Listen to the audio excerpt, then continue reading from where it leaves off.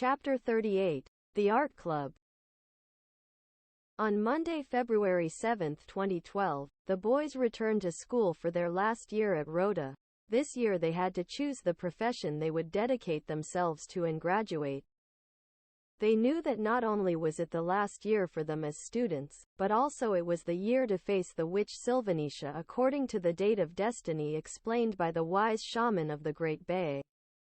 The boys had noticed around 6 in the morning that the summer weather was very different. The sun radiant every day was becoming less powerful. The gray and cloudy days were beginning to take over the atmosphere. They were signs that the final judgment was about to come, but only they had the power to reverse all that. Some of them, being 24 years old, had mastered and perfected their entire registry of light magic and dark magic in their different phases. The majority already had their latest weapons in possession. That morning, at around 6:20 in the morning, Gavin was at the train station guarded by the sentinels, as well as his other companions from his house. "Hey rebel.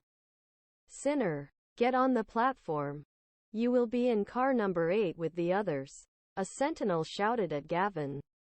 "Yes, I know, idiot, we've been doing this stupid thing for 6 years, Gavin responded angrily.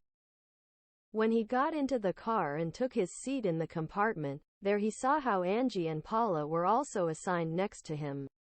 "Ready. The rebels have been placed in their respective compartments.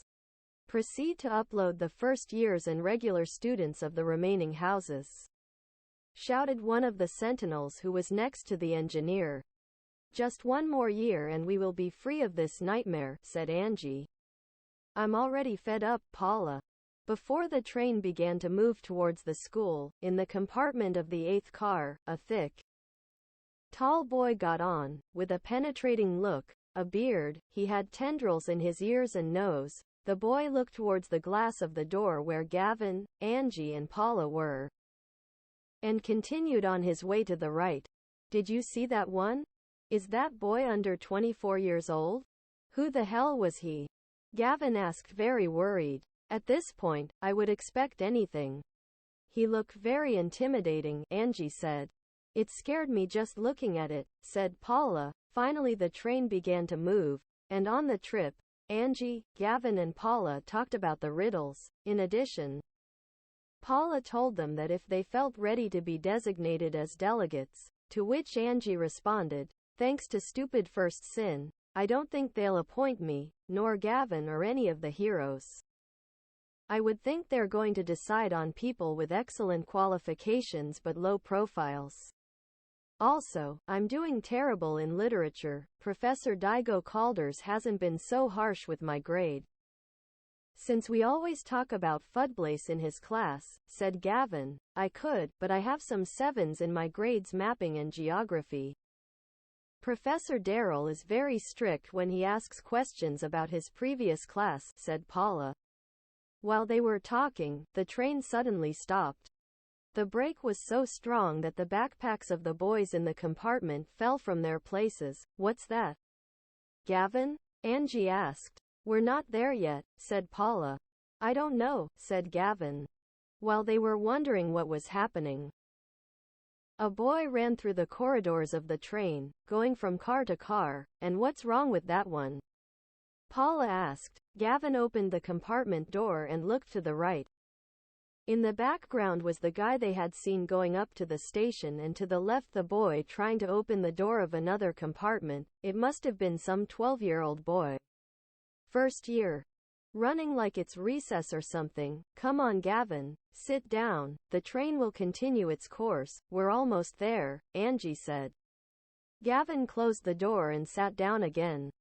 Some members of the train asked for order to continue with the trip, so after a while, the boy looked into their compartment asking for help, so Angie decided to open the door for him. "Who are you?" Gavin asked. "What do you want?" Angie asked. Paula didn't say anything and she stayed silent. "Please allow me to get to school in his compartment. I'm John Rat. I'm a 10th-year student," said the boy with bulging eyes, light skin, short hair, and he had an aluminum splint in his hand. "Which house do you belong to?" Gavin asked. I'm assigned today. But I'll probably end up in the Scarlet Eagles, Rat said. Get out of here, Angie said. No, wait, I'm not like them, said Rat. What are you talking about? Gavin asked, while Paula continued to look closely at the boy. It's a long story, I'll tell you later. In the car, the 10th and 11th year guys from that house insulted me. Did you see that huge boy? His name is Aronson Reaper. He knows he will be assigned to that house. He is a ruthless boy. He hit me in the compartment against the door, just with his arm, said Rat. Why are you entering school until now? Gavin asked. I come from a faraway place. I have been avoiding all this, but I couldn't get rid of it anymore. I know that you are the good ones. The witch will surely want to recruit me. I don't think she is attacked by refusals. She hasn't been able to penetrate my mind. I have no choice but to accept my destiny, and end up there. Maybe I will be an infiltrator in that place, said Rat. Angie looked at him thoughtfully, as if it had occurred to her to think of this boy as a spy. But, even so, she was doubtful. By the way, that boy told me that they were looking for Bastian Banner on the train. Is he from your house? No? Rat asked. Yes, Gavin said. I'll tell Bastian to be careful, Angie said.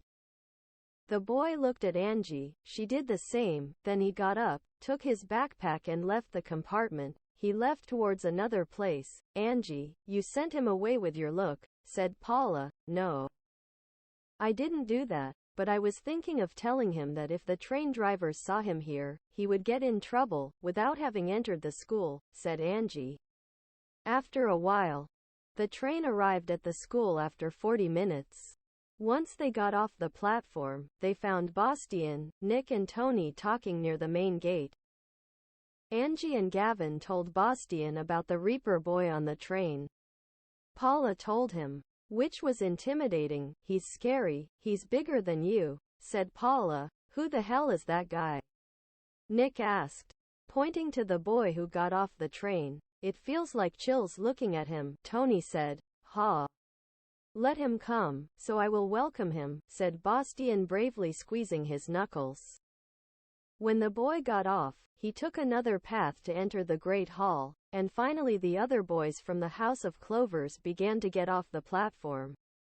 Katie got off the train, greeted Gavin and Marycross from a distance but left for another place. The rest of the group decided to immediately enter the Great Hall for the opening and assignment ceremony. Once seated in that place, Angie whispered to Alessio about Katie. That girl, I would like to know where she will be assigned. I doubt she will be assigned to our house. He still has the mark on his arm, said Angie. We'll see. Sylvanisha is absent again. It seems that the teachers will give the ceremony again, said Alessio. And indeed, Professor Darrell, Professor Johann Goddard of Accounting, Professor Mesut Micah of Scriptures and Runes, Teacher Marta Montjoy tutor for first-year students, Vicar Noah, who would be in charge of spiritual activities, the assistant of Madame Layla, Lucretia Beckett in the library, the teacher's sisters Maricela and Angioline Callahan for freshman literature. Also, Donald Ulster's teacher was there, a tall guy, with gray hair, a beret and his cane. He was a teacher of runes and ancient languages. He was a great advisor to Mariah, Alvord, Lester and especially Gavin since their first year. He knew and had taught his entire family. His son was a great friend of his cousin.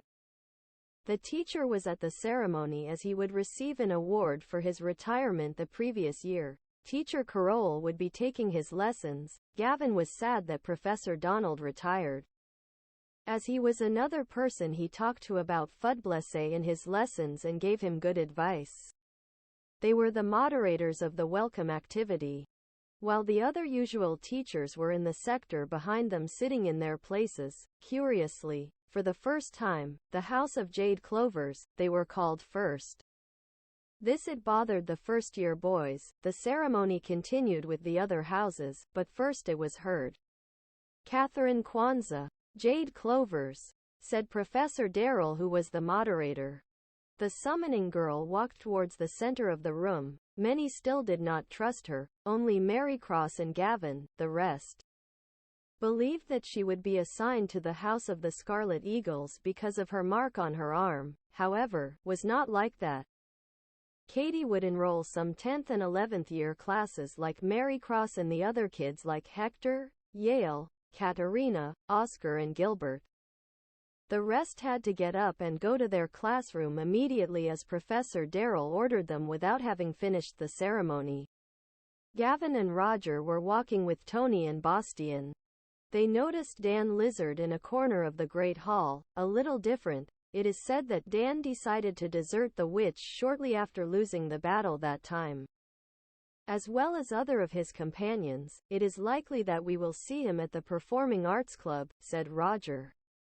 Once in the classroom, Professor Darrell entered by surprise. Good morning, seniors. I'm here to give you some excellent news, but before that, said the professor, while the entire room remained silent. And looking at the teacher, Roger. The teacher shouted, yes, said Roger. Surprised at his desk, can you tell me where on the Pizcet map the war and civil revolution began? The teacher asked. Roger was nervous and paralyzed and didn't know what to answer. And while that was happening, Sophia, the teacher shouted again, while Sophia at her desk was scared to hear that the teacher called her by her name while she was distracted with Samantha. Yes, Professor? Sophia asked a little shyly. Can you tell me the exact location of the island of Captain Jolly Rosendrake's ship? The teacher asked. I don't know, sir. Sophia said. While the rest of the room he laughed and others couldn't believe it since the previous year they had traveled to that area when they met the shaman. 5 points less for you too. You'll have to start studying mapping and literature, Mr. Green and Miss Roddenberry, said Professor Darrell. Professor, and the news? Alex asked. Yes. I have come with information about what will be presented to you in your last year. First I will tell you about the delegates, said Professor Darrell. Go ahead, said Tony. The delegates will be those people who have a 9 or 10 in their general grades in all courses from the first year. Therefore, I want to congratulate Miss Mariana Gibbs. She will be delegate number 1, said the teacher, while the rest of the room in unison applauded and congratulated the girl, who received a medal from the teacher. Oh, what happiness! Another 10, said Mariana looking at her grade sheet. The second position of delegate goes to the student Lester Ford, for his 9 and 5 in his overall grade, and finally, to Miss Gabby Conrad as third delegate, an example to follow for our institution, which also has a rating of 9 and 5, said the professor, and after this, the room once again applauded both of them for their achievements. Finally, I will introduce the other delegates. In addition to have excellent grades, they will be the people who have leadership, perseverance, improvement, ingenuity and other characteristics. So let's give a warm round of applause to Alex, Franklin, Albert, Phoebe, Indira, Danny, Jones, Tefa,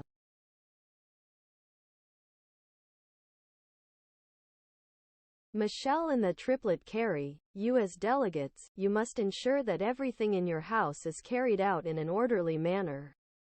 In addition to introducing the first-year boys as true leaders, said Professor Darrell, it will be simple, said Alex. How strange. He didn't mention anything about listening to the school board's regulations, Angie whispered to Priscilla. Of course, the witch won't allow that, said Priscilla.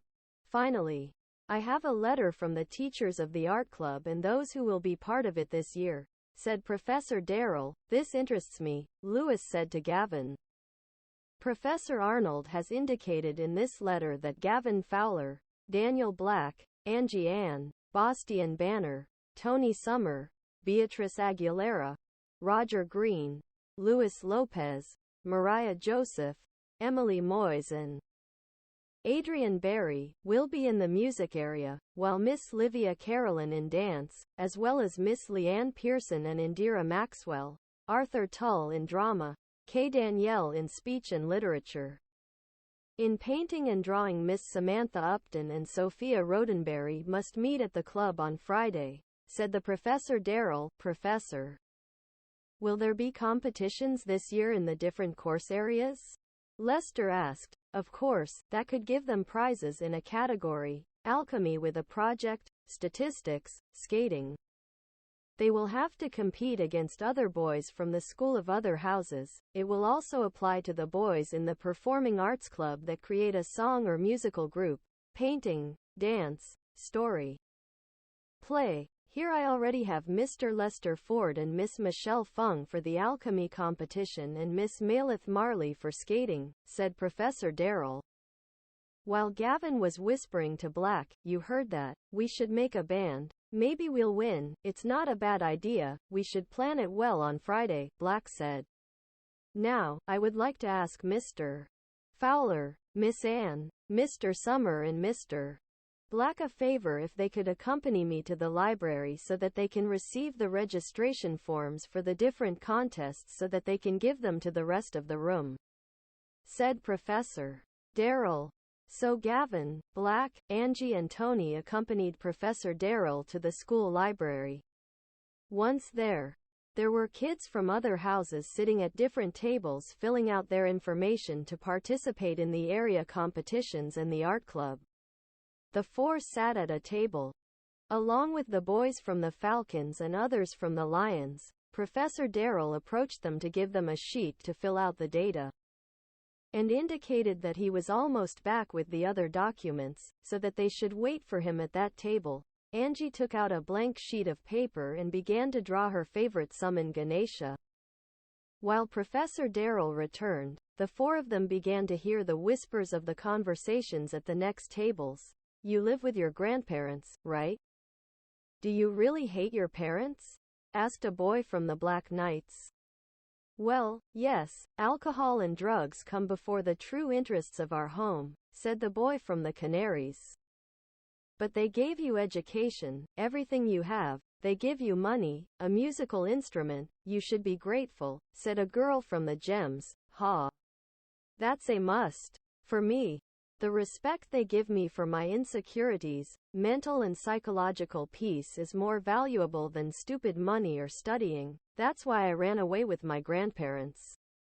My quality of life was not the best. In that place, it was hell. Every day after school and on weekends, said the boy from the Canaries. Didn't you talk to them? Asked another girl from the Canaries. I spoke 3 times, then I decided to keep quiet and leave. They never understood me, said the boy, who remained silent and then said again, you guys are doing better than me in life, since your parents are separated, he said. Don't say that. It doesn't make sense, responded the others at their table. Well, yes, analyze. People who live only with their mother or father do better in life. And thanks to that generational curse that they carry, my parents, the girls, I have been rejected many times, in addition to other projects that I have wanted to do, added the boy. Don't say that they rejected you. Rather say that they lost the opportunity, a girl answered while Angie, Tony, Black and Gavin were paying attention to that conversation. It hurts for that boy, what he has gone through, Angie said. He hasn't told a single lie, said Gavin. Not all homes shine the same, said Black. Then they listened to the following conversation at another table next to a shelf of antique books. Do you think you deserve to be a delegate? Asked the boy from the Pearl Lions. Yes. I think I would be a good leader. The school board denied me. That shows how small they are. I am bigger than them. With me, the freshmen would learn great things. Things that other delegates will never teach them. I have a lot of capacity and knowledge. I am already 27 years old. I am taking some courses that I need to graduate. 3 years ago I had applied for the position of delegate again. I have excellent qualifications, leadership, all that. They denied me many times. When I came here I always aspired to that. But I remember that one person told me that I was too young to think about that. said another boy from the Falcons. After this conversation, Tony asked, "Why the hell aren't we delegates?" "We deserve it," he said while swearing, and Professor Calders, who was behind a shelf of books, heard him and told him that he would make a statement to lower his grade 5 points for foul and vulgar language. "I think you already have the answer," said Angie. "Well, I would think that besides the witch, it could be the grades," said Gavin, "but we need 10s and 9s on them to be taken into account," said Black. "You're right, I have 10 in mapping, 8 in alchemy, 7 in literature, not to mention that in 7th year and in 8th year I had some 6s in some courses, but then I was able to recover," Gavin said. "That's one of the reasons they take in count your grades from the first year," said Tony. "Now I understand." Roger put off Gustav's smile about being delegate.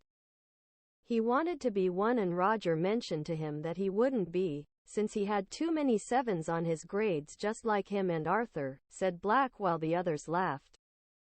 Angie continued finishing her sketch of Ganesha. Black took a graphite and began to draw some obscene and vulgar figures on Angie's drawing, without realizing that Professor Darrell had already returned and was behind them with Madame Layla, and also the professor.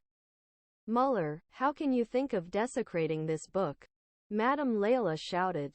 "Which book? It's a piece of paper," Angie said. "No, that page belongs to this book, depraved," said Professor Isabel. Professor Darrell looked at them seriously. He seemed upset.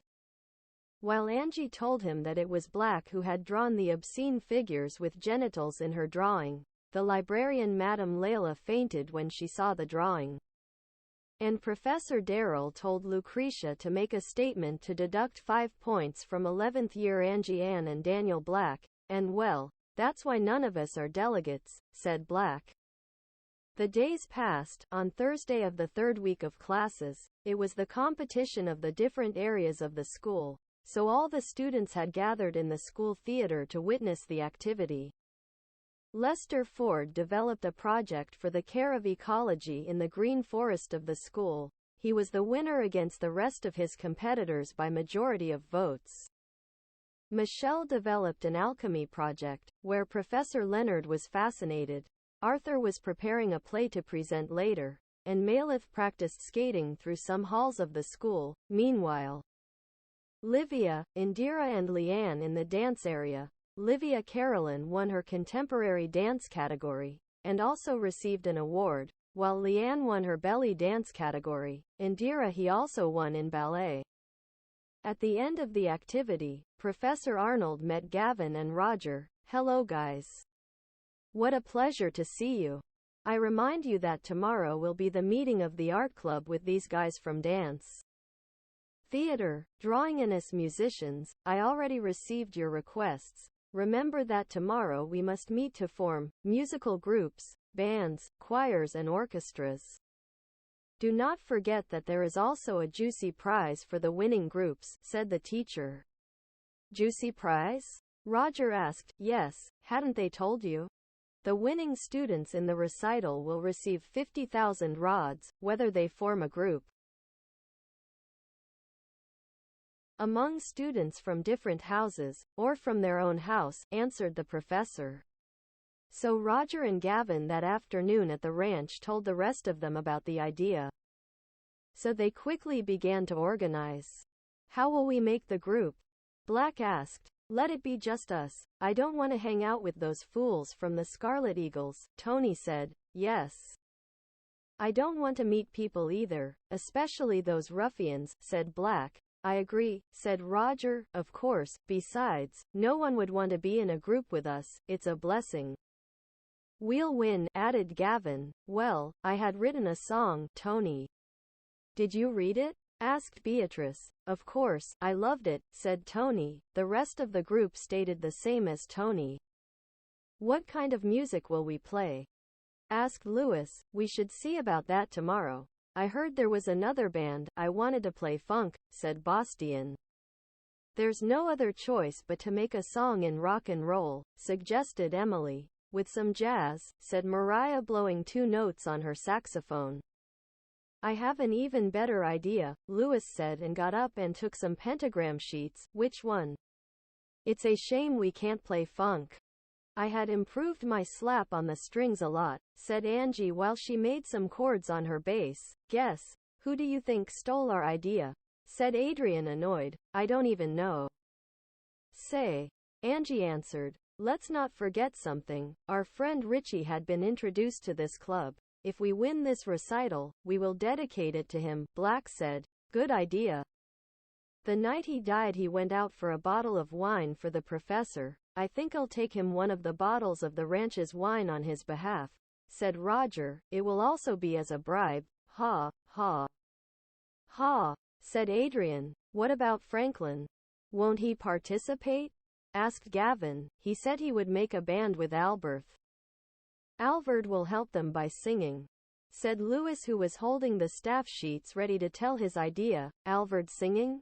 Asked Adrian. You should hear it in the shower, ha ha.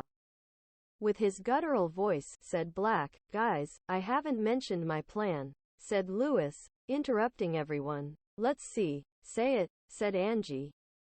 We will play psychedelic rock and roll with some jazz and blues. It will be a mix. We will take all the musical influences from all of us. It will be like putting them all together in one song. It will be great, Louis suggested. The idea sounds great, but do you think Beatrice's song will work? Tony asked. Of course. To rehearsal, Louis shouted. Before starting the rehearsal, Maleth had arrived on the terrace to tell everyone that she had won the school skateboard championship, had obtained a gold medal, and showing the boys that the judges had given her more than 90 points in the 3 hits she had, doing pirouettes in the skating pools, sliding down the bars and doing a lot of tricks. Everyone congratulated her, and after this, everyone gathered on the terrace of the ranch to start practicing the song that Beatrice had written. She would do the backing vocals, while Tony would be the singer. Bastian and Gavin were in dispute for the drums. I'm a better drummer than you, said Bastian, but I have more speed than you. Gavin responded, yes, but I have more style, said Bastian. Will you shut up? Tony exclaimed. Hey, shut up, you'll both play the drums, Louis responded. Really? Bastian asked. They'll join the 2 drum sets, and they'll both play on each one simultaneously, said Louis. Wow, I hadn't thought about it. I like this. Ha, ha, ha, Gavin said as he helped Bastian assemble his drum kit next to his, forming a double super drum kit. Following this, Louis indicated that he would not play the guitar, but rather the keyboard and the organ. With his right hand he would play the organ and with his left hand the keyboard with lower notes. Piano? I didn't know you played that instrument, Black asked him. Dude, I'm full of surprises, Louis replied. So, Tony would sing, Beatrice would be the backing vocals, Gavin and Bastian on percussion, Louis on keyboards, Mariah with saxophone, Emily with her clarinet. Roger would do an acoustic guitar bass, Adrian would do a guitar bass electric, and Black would do the electric guitar solo. Angie would be on bass. So everyone started rehearsing the song, The Shine in Your Eyes. Louis began the notes on his keyboard, showing them the rhythm and chords. Angie joined in with the notes of his bass in a triplet with her fingers. The bass of the bass was very heavy. It had a lot of presence in the rhythm. Followed by Louis, he added an A minor and then an F sharp minor, but the rhythm sounded too folky. So Mariah and Emily said, no, no, no, let's not do it folk. Try some jazz rock. So Louis made a change to 4/4 and started doing the introduction. Tony, reading the lyrics, added, Our love becomes a funeral pyre. So Beatrice said, Hey, why always death? Do we have to do it like this? It doesn't sound bad. But I don't understand the inclusion of death. Death enters the equation again. I love it, said Louis. Listen to me, it will be great, you'll see, said Tony, where the lyrics was.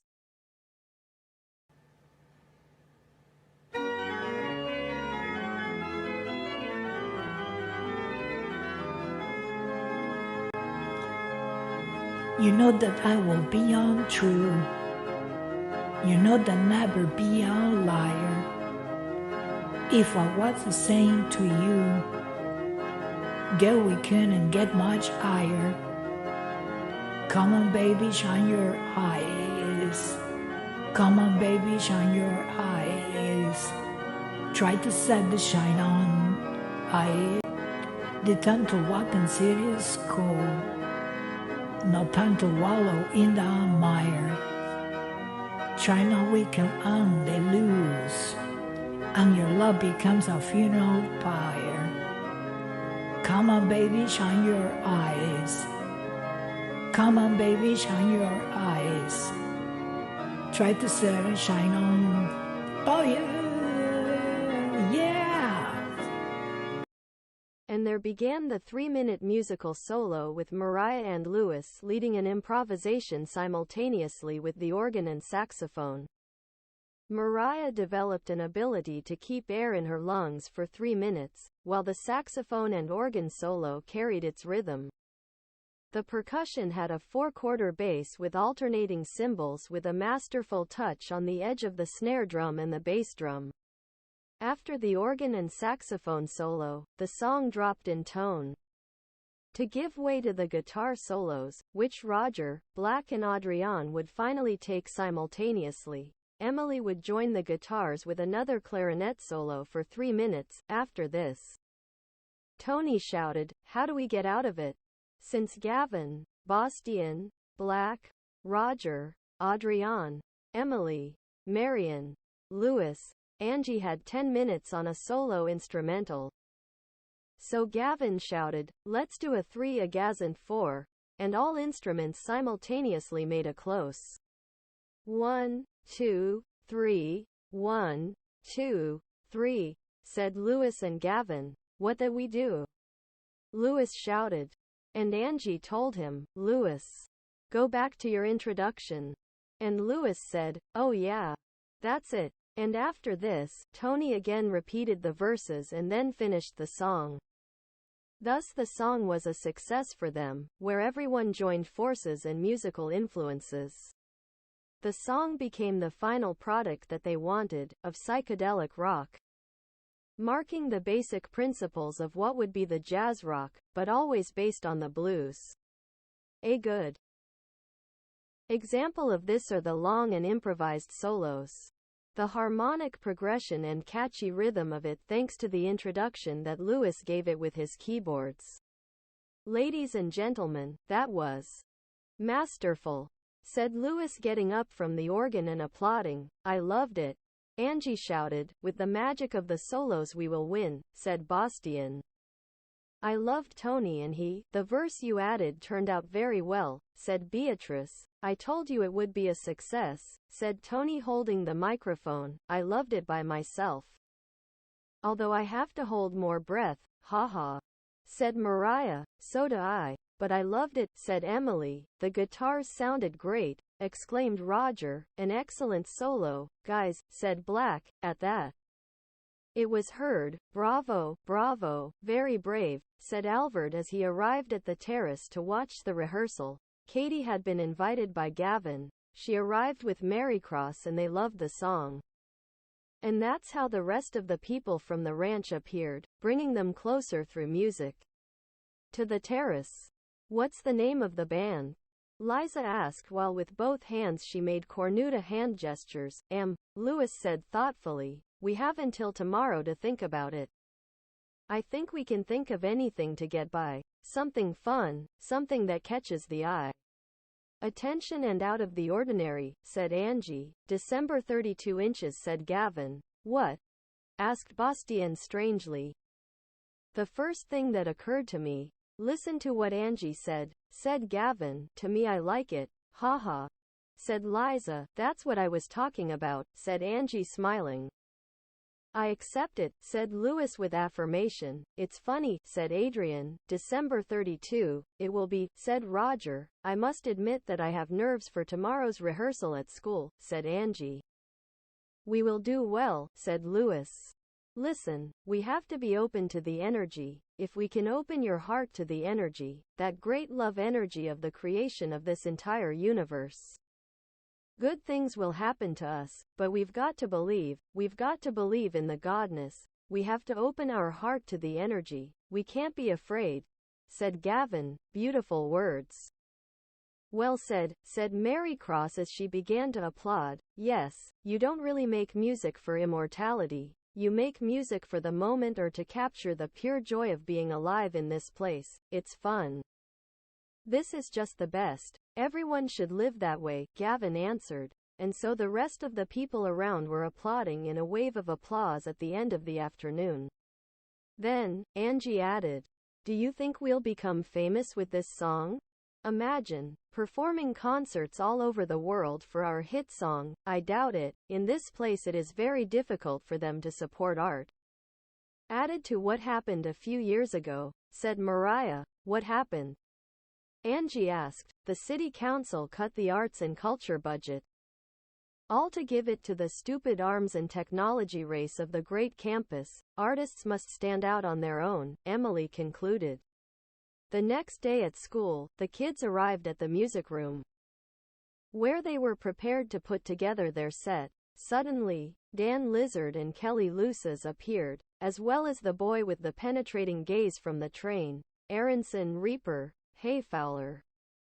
The Scarlet Eagles will be the winners of this recital, you'll see, so you'll have a bitter graduation dance, haha. Dan said. It will be like a revenge, said Kelly. Didn't these guys have deserted the witch? Gavin whispered to Angie. Maybe so, but they will always want to beat us at everything, even in a game of rock, paper, scissors. Finally, Professor Arnold appeared, along with his son Nathaniel and his brother Gehrman, who were the three leaders of the Performing Arts Club. Before starting the rehearsal, they began communicating the results of the second dance phase competition, where Indira, Livia and Leanne had won in dance and ballet over their competitors. After that, Samantha and Sophia had achieved victory in painting and drawing in duets. Arthur had won an award at the theater of the school for Best Actor, and finally, Kay Danielle had won the speech and literature competition. They were all part of the club. Roger remembered that no one from cheerleading was here, since his friends Aaron, Katerina, Elisa had left that competition. Well, first you will start the band of Frank, Alvord, and Alberth, while I will help you with the bass. Wow, this club is huge this year. We are almost 70 people, said Professor Arnold. Their band did it well. They didn't have a name yet. Then Professor Gehrman stood up and said, now let the Eskimo gang come by.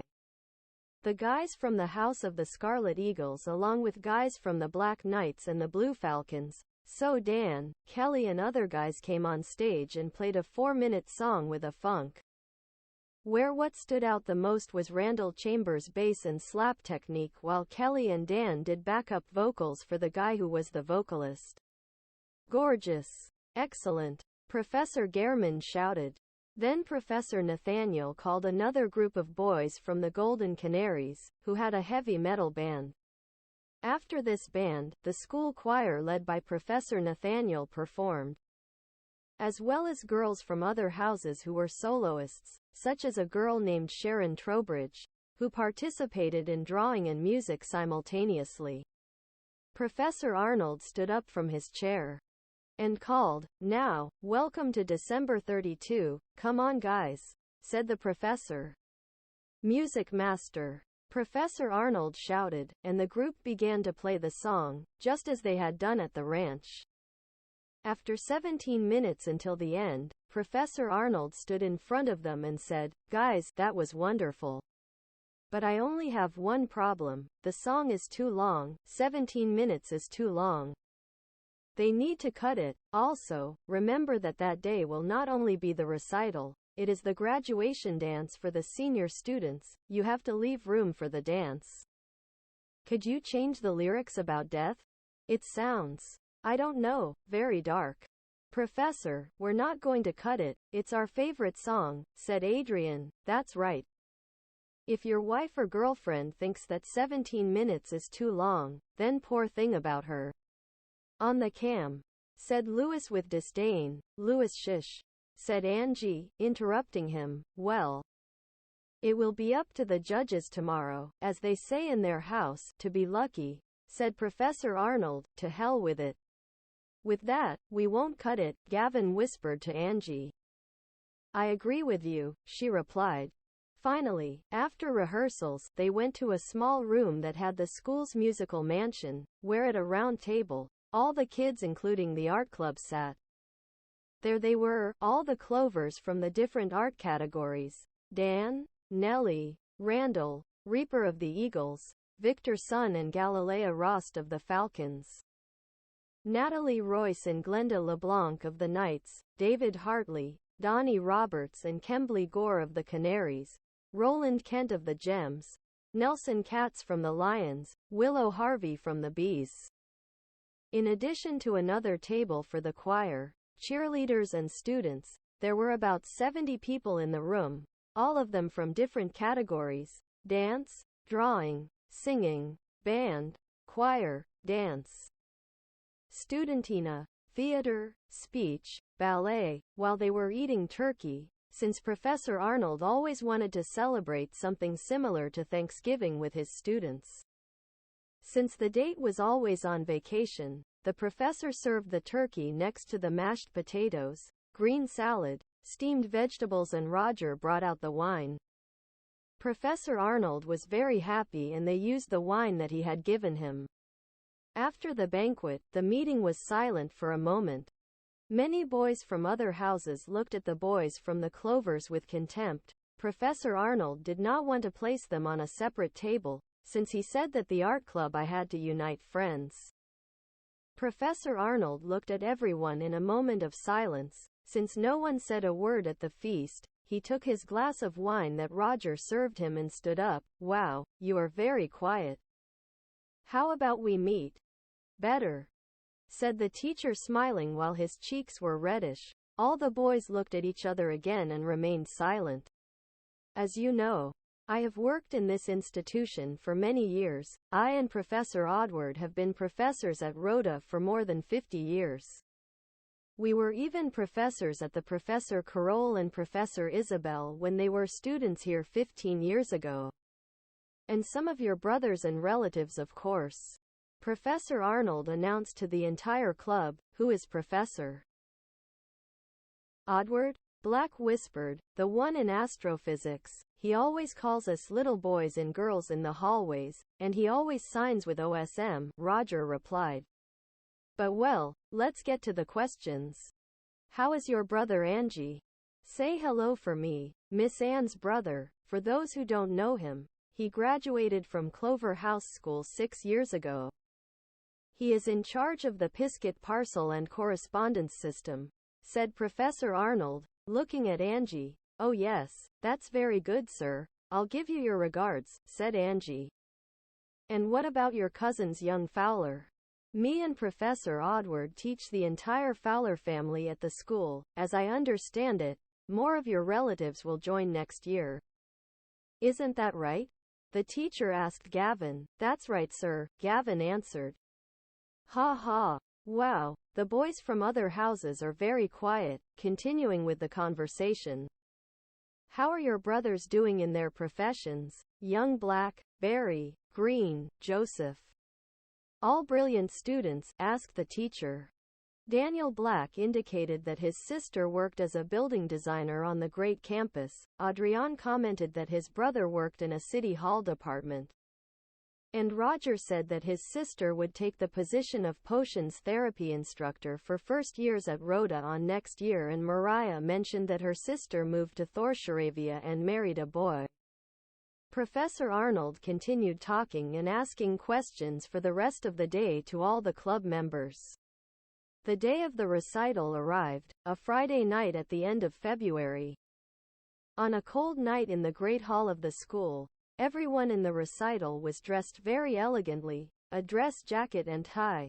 The tie was elusive to the color of in their houses. The recital stage was decorated by a gray castle and other brick columns. In front of that castle was the space for musical instruments and other artistic presentations. The previous participants had already passed by the stage. At around 8 o'clock at night, the December 32 group from the House of Jade Clovers entered. Music maestro Professor Arnold shouted. So Gavin and Bastian counted with their drumsticks. 1, 2, 3, 4, Gavin shouted, and Bastian with his right hand. He hit his snare drum and started the song with the introduction of organ and keyboard by Lewis, accompanied by Angie's bass and Roger's acoustic guitar. Tony began to sing the first verses. And then Beatrice followed him with the choruses. Finishing the first paragraph of verses, the keyboard solo by Lewis began. Mariah's saxophone accompanied by Gavin, Bastian, Angie, Roger. After 8 long minutes, Emily joined the solo with her clarinet, and the guitars of Black and Adrian, to finally, everyone staring at each other to reach the triplet. Where the solos ended and the introduction of Lewis and Angie began again, Tony again with the verses, and after 16 minutes, the song ended. Professor Arnold loved the song, but he was still thoughtful about the judges for its duration. At around 9 at night, the judges met and began to name the winners of the recital, and to everyone's surprise, the group December 32 had been the winner, but with a wave of boos from part of the other students. The expression of Dan Lizard and Kelly Luces in one of the dressing rooms was very disappointed. And they left the great hall, back to their homes. The boys would win 50,000 rods. Professor Darrell called Teffa Gibson, who was one of the house delegates, so that she could go to the school library, which closed at 10 at night, to collect the prize. The boys left the school and headed home with the Sentinels, and from their return to the ranch to celebrate. Teffa returned to the ranch empty-handed. Everyone asked her what had happened to the money, and she responded. The director Sylvanisha indicated to the teachers and Madame Layla that the prize would be to improve the infrastructure of the school and would not be given to them. 2. The students. Damn. I was afraid this would happen, said Bastian. Oh. What a trap, said Paula. Damn it. I am speechless, Lewis said. Then Samantha, Kay, Danielle, Leanne, Livia, Indira and Sophia, who had also participated and won in other categories, also indicated that they would not have a prize either. If another house had won, I am sure they would have been given the prize, Angie said. The days passed and the end of February was approaching. Still crestfallen over what had happened with the recital money, good news arrived. One of the research groups had found a new riddle after a long time. The group from Nana, Elisa, Carly, Aaron, Rasmus, Hector, Oscar, Darius, Teffa, Saul, Samantha, Josh, Megan, Gloria and Nick. In addition to some news in a newspaper that Leonard was reading, they had found the riddle of the fire. The riddle indicated the appearance of a red dragon in the fire volcano on Death Mountain. This was also a legend. It had been revived by the witch. The volcano was again active and erupting. The legend tells that the red dragon will appear when the sleeping volcano awakens, followed by this, the eruptions of the volcano, sending large amounts of ash towards the districts of Woodham Lands and New Riverville. Creating large fires in this area meant danger for the native villages of these places. Plus the Chaka village was located there, so everyone began to come up with a plan and equipment to visit both places as quickly as possible.